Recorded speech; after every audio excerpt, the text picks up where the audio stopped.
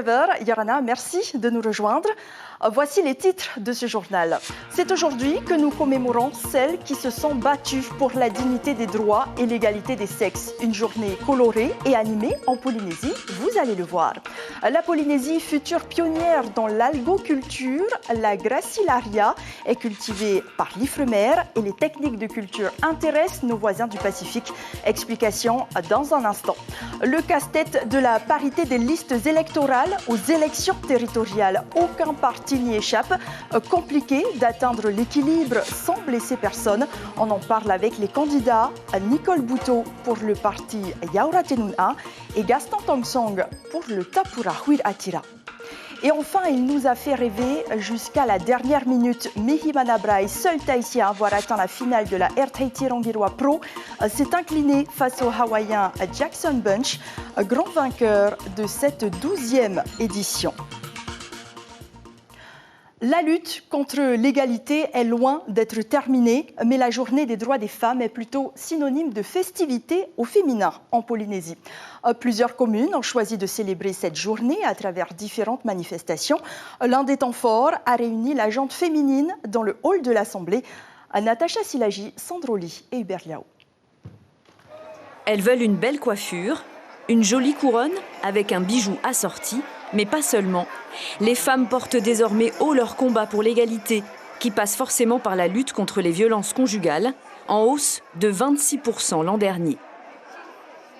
C'est plus verbal maintenant parce que maintenant elle ramasse plus les coups, comme c'est apparent. Donc c'est juste sur la violence verbale, la violence vraiment psychique. L'occasion de tester son taux de glycémie pour savoir si l'on fait augmenter les mauvais chiffres du diabète. Sur les 40% d'obèses en Polynésie, 50% sont des femmes. Il faut vraiment bouger. Il faut bouger parce qu'ici en Polynésie, on voit qu'on a beaucoup de femmes qui sont obèses. Donc il faudrait que toutes ces personnes-là essayent de faire un peu de sport. Au moins par semaine, faire 2 heures de sport dans la semaine, ce serait super. Les activités de loisirs également au menu du jour, à travers des conférences sur la condition féminine et la place des femmes dans la société polynésienne. C'est le pilier d'une famille. La femme, c'est elle qui apporte ou qui détruit. Donc sans une femme dans un foyer, la famille n'a pas de sens. C'est très important pour les enfants et tout ça. À Aroué, on a célébré la journée des droits des femmes en dégustant ourou, manioc et hippo. Se faire plaisir faisait partie du programme, musique et danse, avec les hommes aussi. Et quasiment le même programme à Nukuhiva, les femmes se sont retrouvées autour d'activités artisanales, ludiques, grâce à l'association TV Hinetumu. Les musiciennes, sportives et les fleuristes amateurs étaient aussi de la partie pour animer bénévolement divers ateliers visant à faire en sorte que toutes les femmes de l'île passent une journée inoubliable. Ce 8 mars a aussi permis d'échanger sur la place qu'elles occupent dans la société actuelle, la situation des jeunes mères de famille ou au foyer. La présidente de l'association répond à Marie Curva. Je pense que chez la femme marquisienne, ce qui a changé par rapport à aujourd'hui, c'est qu'elles s'affirment plus, je trouve, et elles savent ce qu'elles veulent faire, ce qu'elles ont envie, ce qu'elles n'ont pas envie. Et puis, c'est vrai qu'il reste encore beaucoup de chemin à faire, ça c'est sûr, mais déjà que les femmes, elles s'affirment plus. Voilà. Et alors que le monde célébrait la journée internationale des droits des femmes en Ukraine, la situation n'est pas si évidente. En effet, dans le pays, cette journée dédiée à l'émancipation des femmes est associée à l'URSS et au mouvement de lutte des ouvrières russes en pleine guerre entre les deux pays. Compliqué pour les femmes ukrainiennes de s'emparer de cette journée internationale. Je vous le disais en titre, le pays peut être un futur pionnier dans l'agroculture car l'Ifremer cultive la gracilaria, une espèce d'algue, dans le but de la commercialiser plus tard, à l'image de Fidji, un projet financé par le programme Protège au travers du Fonds européen de développement, un progrès technologique qui intéresse nos voisins de Nouvelle-Calédonie et de Wallis et Futuna. Les explications de Nicolas Suir et Jérôme. La gracilaria, également appelée Rimu Uteute, est une macroalgue rouge. Les ingénieurs de la direction des ressources marines nous disent qu'elle était couramment consommée en Polynésie française aux temps anciens. Aujourd'hui, elle est très prisée par les Hawaïens qui la servent hachée dans les assiettes de poké. Après 4 ans d'études, le projet de développement commercial est en vue sur le Fénois. On va valider les techniques de ferme en interne pendant 2-3 mois et ensuite, dès le deuxième semestre de 2023, on va attaquer le travail avec des privés. Donc on va sans doute faire un appel à candidature et donc il y a déjà des gens qui sont super intéressés pour se lancer. On va les former. Les représentants du centre aquacole de Nouvelle-Calédonie, de passage pour observer l'avance des travaux, semblent très intéressés malgré la faible consommation d'algues sur le caillou. Il y a des porteurs de projets en Nouvelle-Calédonie qui souhaitent se diriger vers les macroalgues, donc voir ce qui a déjà été réalisé en Polynésie sur les macroalgues, ça a beaucoup d'intérêt pour nous. Un expert de Fidji s'est également déplacé. Son pays produit et consomme cette algue, mais il est intéressé par l'amélioration des techniques de production. Il y a beaucoup d'activités aquacoles ici. Nous avons une biosphère similaire, mais vous avez plus d'avance technologique. Alors, nous avons beaucoup à apprendre. Au contraire, la représentante de la délégation wallisienne est peu enthousiasmée par la macroalgue du projet Protège. Elle est intéressée par un autre projet purement local, l'écloserie d'Olotury, les Rori, car elle connaît le goût de ses compatriotes pour les fruits de mer. On a eu, durant le programme Protège, une étude de faisabilité qui a été réalisée en 2021. Et dans cette étude-là, on a eu des modèles aquacoles proposés dans ceux que j'ai mentionnés. Et du coup, pourquoi pas développer ça sur le territoire si vraiment ça répond à un besoin. Tous ces visiteurs du Pacifique sont encore en atelier avec les ingénieurs de la direction des ressources marines jusqu'à la fin de la semaine. Saviez-vous que 600 voiliers transitent chaque année en Polynésie et tous ont pour obligation d'établir une déclaration d'entrée et de sortie auprès de la police aux frontières et de la douane. Dès le 30 mars, la démarche sera simplifiée et accessible en ligne. Le directeur régional des douanes en Polynésie nous en dit plus au micro de Jérôme Lee. L'usager pourra faire sa déclaration longtemps à l'avance et sera complètement sécurisé, sera bilingue également en anglais et ça permettra après de recevoir toutes ces déclarations. Pour la PAF notamment, de donner aussi le quitus pour que la personne puisse rentrer en Polynésie française et pour la douane de vérifier s'il y a des marchandises qui sont prohibées et après faire des contrôles ou pas. Donc c'est un service vraiment gagnant-gagnant. Et nous parlons politique à présent. Voici notre page spéciale consacrée aux élections territoriales.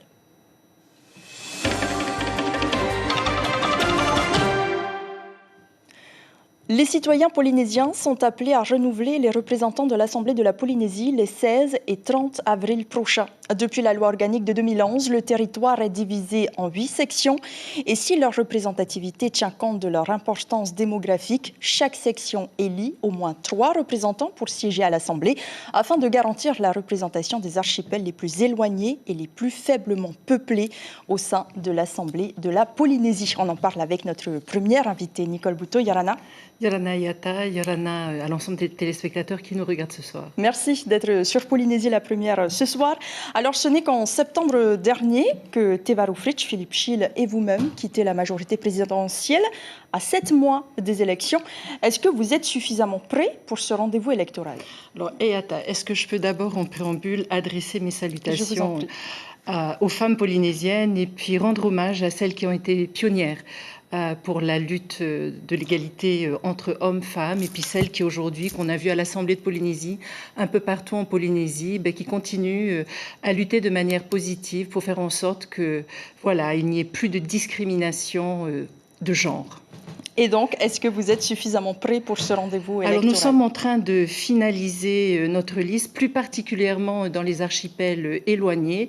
Alors, effectivement, le parti a été créé en décembre dernier. Nous sillonnons, je pense que vous l'avez vu, j'ai vu quelques images défiler, nous sillonnons les quartiers, plus particulièrement pour le moment sur Tahiti et Mojea. Mais nous sommes un parti qui défendant la décentralisation et nous allons rapidement nous rendre à la rencontre des personnes qui porteront notre liste Yaoratenuna dans les archipels et notamment dans les archipels éloignés. Et quelles sont les difficultés les plus grandes quand on se lance sans la grosse machine d'un grand parti? C'est créer une organisation. Voilà, c'est pas la première. Vous le savez, nous avons Teva, comme moi-même, j'ai été, je crois, la première femme à constituer un parti politique. Donc c'est vrai que c'est une organisation à mettre en place. Mais aujourd'hui, nous avons une équipe autour de nous, de nouveaux visages. Alors c'est pas de l'excès de jeunisme. Il y a des jeunes, mais il y a surtout des personnalités de la société civile, des experts dans différents domaines qui nous entourent et qui nous aident à finaliser un programme que nous présenterons aux électeurs dans le cadre de ces élections territoriales et qui porte également les valeurs que nous portons depuis toujours. Mais c'était important surtout pour Yaouré Tenouna d'avoir du renouveau. Oui, c'est important. Je pense que c'est ce qu'il faut aussi retenir des dernières élections législatives. Une volonté de changement, une volonté effectivement de renouvellement de la classe politique. Teva aime bien dire que lorsqu'il est entré au gouvernement, la première fois qu'il est entré au gouvernement, il était le plus jeune ministre. Lorsqu'il est sorti en 2019, il était toujours le plus jeune ministre. Donc il y a vraiment une nécessité de renouveler la classe politique et d'inciter notre jeunesse, mais également bien ces personnalités de la société civile qui ont des choses à dire, qui portent des problématiques, qui portent des sujets de société, et bien à les porter à nos côtés. Nous retrouverons donc la liste bouclée un peu plus tard. Donc la contribution pour la solidarité, la TVA sociale, c'est aujourd'hui un argument que vous dénoncez beaucoup au nom de l'égalité sociale.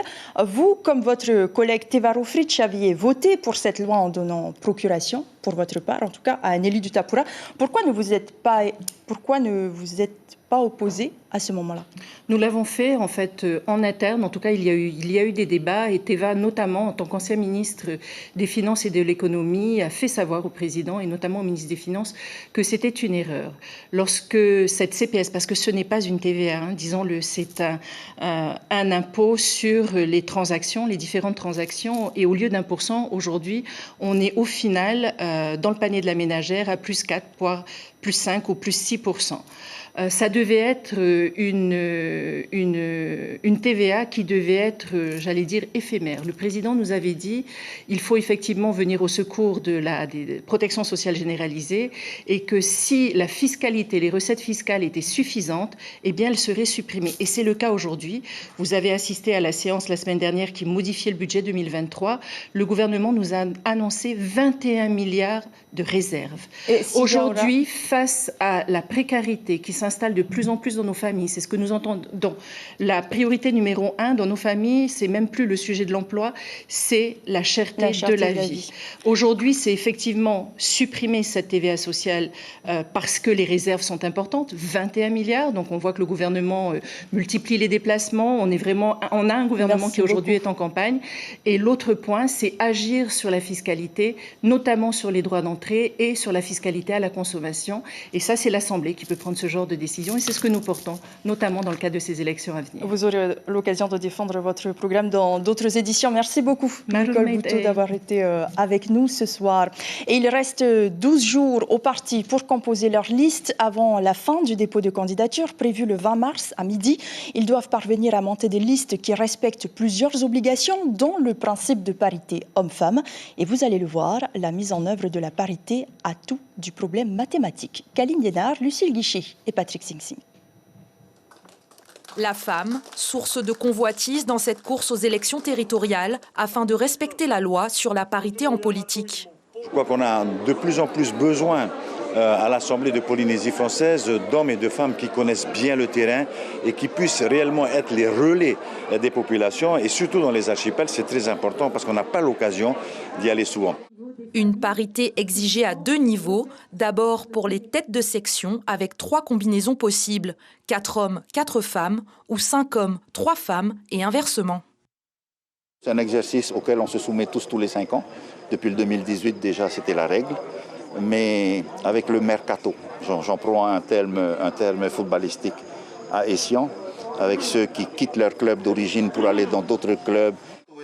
Autre difficulté pour répondre aux exigences de la loi électorale, la parité absolue dans chacune des 8 listes qui se basent sur les têtes de section. C'est pas compliqué de trouver 73 noms, mais trouver des personnes ressources qui en font en ce pays, là c'est un peu plus compliqué quand on est seul surtout, si j'étais que avec mon parti, donc j'ai les 73 noms avec des copains et autres. La parité, difficile à respecter quand elle se heurte aux problèmes de mentalité, notamment dans les archipels éloignés comme les Tuamotu, les Australes et les Marquises. Car selon une des cadres du Tapura, ce sont des machos. C'est quelque chose de compliqué, surtout par rapport aux archipels lointains. Parce que jusqu'à présent, était plutôt consacré comme étant le rôle de la femme de s'occuper des enfants, à la rigueur de travailler. Donc on est encore dans cet ancien schéma, mais cet ancien schéma est en train d'être bouleversé. C'est très difficile, même à Tahiti, il y a toujours ces questions personnelles qui entrent en ligne de compte. C'est vrai dans les grands partis politiques, c'est vrai aussi dans les petits partis politiques. Et puis il y a une compétition entre les personnes qui font campagne, qui ont le sentiment d'apporter plus que celui-là ou celle-là. La loi sur la parité, une exigence à laquelle tous les partis doivent se soumettre, est probablement la raison pour laquelle Edouard Fritsch pourrait céder sa place de tête de la section 1 à Teura Iriti. Et de manque de compréhension de la part de leurs concitoyens. Et nous accueillons à présent notre second invité, Gaston Tongsong Yorana. Yorana Yata. Merci d'être sur la première ce soir. Alors, vous le savez, c'est la journée des droits des femmes. Je suis obligée de vous poser la question, est-ce qu'il y a réellement des machos au Tapura ? Non, c'est une rumeur. Au Tapura, on respecte énormément les femmes. Et d'ailleurs, je voudrais profiter de l'occasion pour adresser mes salutations à l'ensemble des femmes de Polynésie française. C'est la journée consacrée à nos femmes. Et c'est pas parce que la loi nous impose la parité qu'il faut sous-estimer les valeurs des femmes, au contraire. Mais c'est compliqué de composer une liste au Tapura. C'est compliqué pour tous les partis, en tout cas. Mais en tout cas, le problème, c'est la chance qu'on a, c'est qu'on a un potentiel de femmes qui ont des valeurs, qui portent des valeurs, qui occupent aussi des fonctions très importantes dans la vie institutionnelle, dans la vie civile également.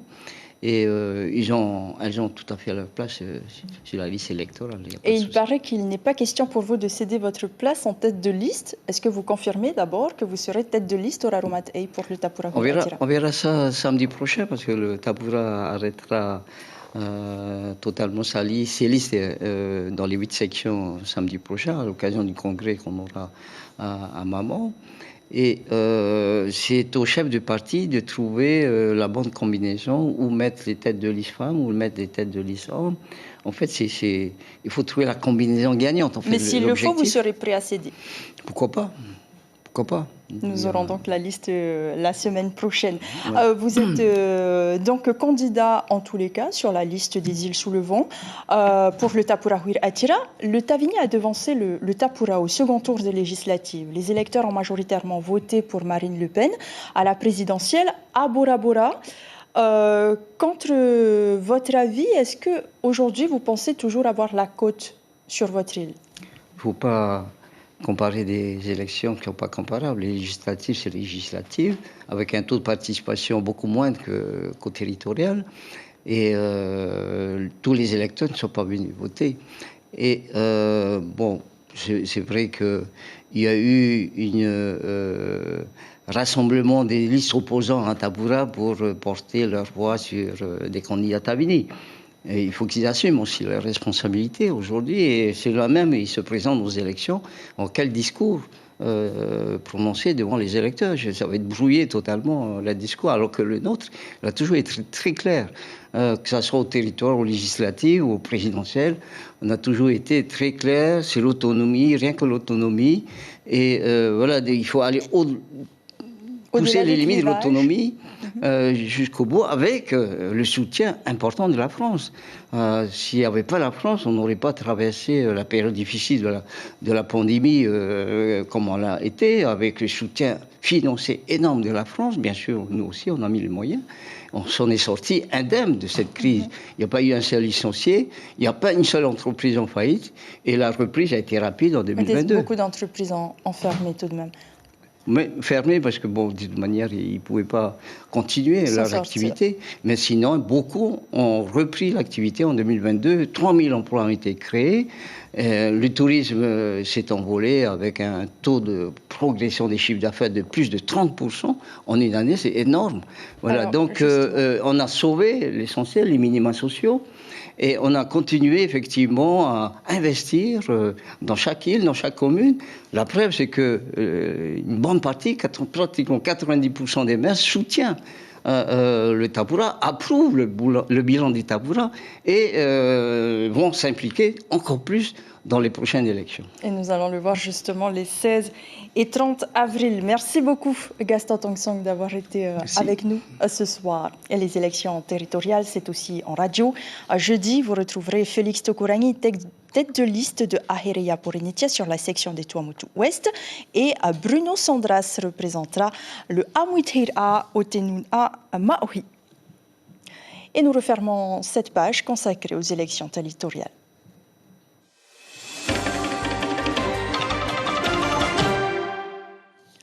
Comment occuper la jeunesse et surtout comment la sensibiliser sur des thèmes d'actualité comme les méfaits de la drogue, de l'alcool, les dangers d'une sexualité non protégée. À Pune-Aouya, on organise le mercredi Jeunes en Action. La deuxième édition s'est déroulée au parc d'Apuna, mais cette fois l'événement était axé sur l'inclusion par le sport en partenariat avec la Fédération polynésienne des sports adaptés et handisport. On écoute Vanessa Teriti, elle est interrogée par Hubert Liao. On a voulu sensibiliser les jeunes en disant que peu importe, même si tu as un handicap, que tu sois obèse ou que tu as un membre qui n'arrive pas à bien bouger, on peut tous faire du sport. On retrouve les quartiers de Utumoro, de Taapuna, de Punanui, Punaiti et aussi le secteur de Muriavei.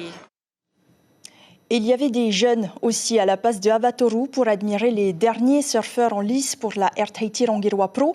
Et grande déception pour le Tahitien Mihimana Braille. Le Hawaïen Jackson Bunch a surfé la meilleure vague de la matinée et remporte donc le trophée.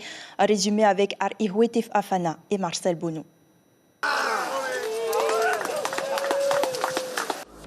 Jackson Bunch remporte la Air Tahiti Rangiroa Pro haut la main face au Tahitien Mihimana Braille.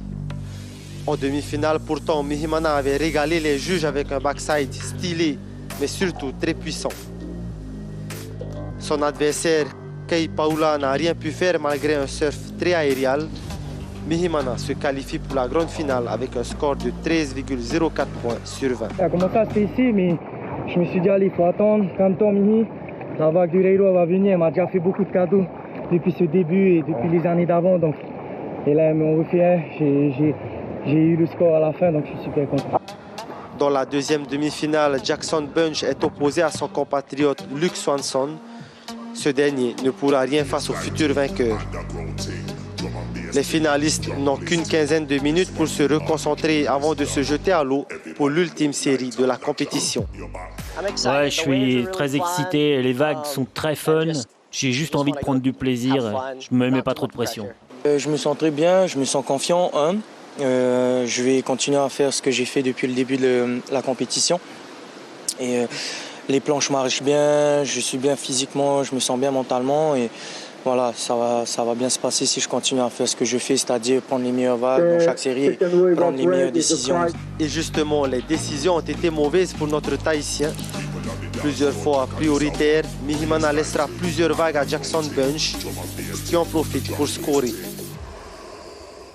Il obtient notamment les deux meilleures notes de la série, 8,93 points et 7,5 points. Mihimana essaye tant bien que mal de revenir au score, mais le spot reste timide. Aucune bonne vague n'arrivera avant la fin de la série. Jackson Bunch est le grand vainqueur. Je suis si content, j'arrive pas à y croire, les vagues sont si sympas. Merci les gars, c'est une super fin de saison pour moi, je suis si heureux. C'était difficile à voir quelle vague va être bonne. Des fois il n'y avait qu'une vague qui venait, je laissais la vague, il scorait. Du coup il y a une autre vague qui est arrivée après 15 minutes d'attente. J'ai saisi ma chance quoi, et derrière en fait j'avais une vague meilleure. Donc j'étais un peu contre le rythme, on appelle ça. Et pas de déçu de ne pas avoir gagné. Félicitations quand même bro. Donc voilà, c'est la fin de cette compétition. Nizimana est le dernier polynésien de cette compétition. Il décroche donc la deuxième place. Et il faut rappeler qu'il a déjà gagné en junior il y a quelques années. Et voilà, on se dit à l'année prochaine. Et enfin, pour commémorer les femmes, nous vous parlons d'une. Parmi tant d'autres, Simone Grand est une dame que l'on ne présente plus. Anthropologue, écrivaine, mais aussi ancienne ministre, elle possède de multiples cordes à son arc. Voici son portrait signé Caroline Fari et Rowan Potourou. Quand elle ne s'occupe pas des affaires de terre, Simone Grand écrit. Une façon pour cette femme de cœur et d'esprit d'organiser sa pensée. Une façon aussi de rendre hommage à sa grand-mère maternelle, originaire de Tupuai. Si j'ai pu écrire des textes pour le Heiva, c'est grâce à elle. Et elle maudissait tous ceux qui avaient interdit sa langue. Donc, dans sa souffrance de grand-mère, qui n'avait pas sa place de grand-mère dans la société coloniale de mon enfance, elle hurlait et elle patentait sa colère en nous récitant toute sa généalogie. Simone Grand, nostalgique d'une enfance dans les rivières et d'une qualité de vie aujourd'hui disparue. On pouvait ne pas avoir de compte en banque, ce n'était pas grave, parce qu'on pouvait être heureux dans l'eau. Or, l'eau, c'est fondamental. D'abord, on se sentait bien, donc on sentait bon. Il y avait donc quantité de maladies de peau qu'on n'avait pas, puisqu'on était toujours propre. À 14 ans, son BEPC en poche, elle part faire ses études dans l'Hexagone. Suivront un mariage, 3 enfants, une thèse en anthropologie, un doctorat en biologie. Le retour à Tahiti s'avère difficile pour cette femme, trop diplômée. De service en ministère, elle dérange et se tournera vers une étude sur les soins traditionnels en Nouvelle-Zélande et à Hawaï. On avait mis au point un système d'information géographique que nos autorités n'ont pas comprise. Et qu'ils ont traité, et ça fonctionne toujours, nos autorités n'ont pas comprise et qu'ils ont traité de Nintendo administratif, joujou pour scientifique. Et puis à un moment, j'étais déléguée à l'environnement. Et puis le président m'a convoqué, il m'a dit, on n'a pas été correct avec toi. J'ai dit, c'est le moins qu'on puisse dire, vous avez été odieux. Je n'emploie pas les mots que j'ai employés. Elle a dit, oui, tu as raison, on n'a pas été correct. Donc j'ai été nommée ministre. Je n'ai pas duré longtemps. Parce qu'il y a des choses que je refuse de faire. Parce que je n'ai pas envie d'aller en prison à la place des autres. Soucieuse de son environnement, Simone Grand déplore aujourd'hui une gestion de l'espace insulaire inadaptée pour la Polynésie. Je suis descendante de colonisés et de colons. C'est une réalité que j'assume pleinement. Mais la terre, la géographie, nos îles, elles ne doivent pas être traitées comme un continent. C'est absurde. La connaissance lui procure de la joie. Simone Grand est l'auteur de plusieurs ouvrages de référence. Pas étonnant qu'à 80 ans, cette femme de tête travaille à la rédaction de ses mémoires. Et avant de clore cette édition, demain soir, Polynésie la Première vous propose un documentaire sur un véritable fléau, les violences conjugales. Ce film de 52 minutes fait un état des lieux de la situation et proposera surtout des pistes de solutions. Il met également en avant le travail extraordinaire réalisé sur le terrain par les associations. Puis place au débat avec Hayata Buluk et ses invités. L'information principale de cette édition. En Polynésie, on célébrait la journée des droits des femmes. Plusieurs communes ont choisi de célébrer cette journée à travers différentes manifestations. L'un des temps forts a réuni la gente féminine dans le hall de l'Assemblée. À la une de votre quotidien, demain, un sujet judiciaire avec ce titre, la protection fonctionnelle de Temaru, mise à mal. Votre programme télévisé aussi ce soir, votre magazine de la mer, vous fait naviguer sur la Terre des Hommes, plus précisément au nord des Marquises, sur l'île de Uapau. Puis la première consacre l'émission itinéraire au documentaire Regard de femme sur l'avenir, avant de voir ou revoir la dernière reine de Tahiti. Merci de rester fidèle à votre chaîne publique. Très belle nuit et à demain. On se quitte avec ces belles images de la Air Tahiti Rangiroapu.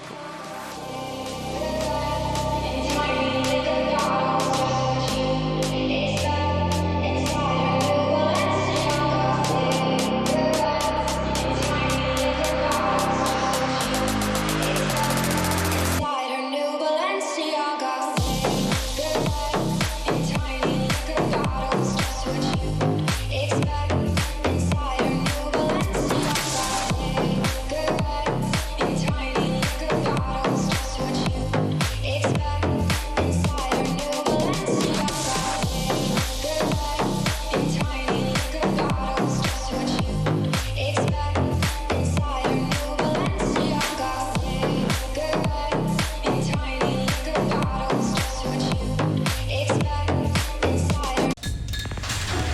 L'information en continu sur Polynésie la première, Internet et réseaux sociaux.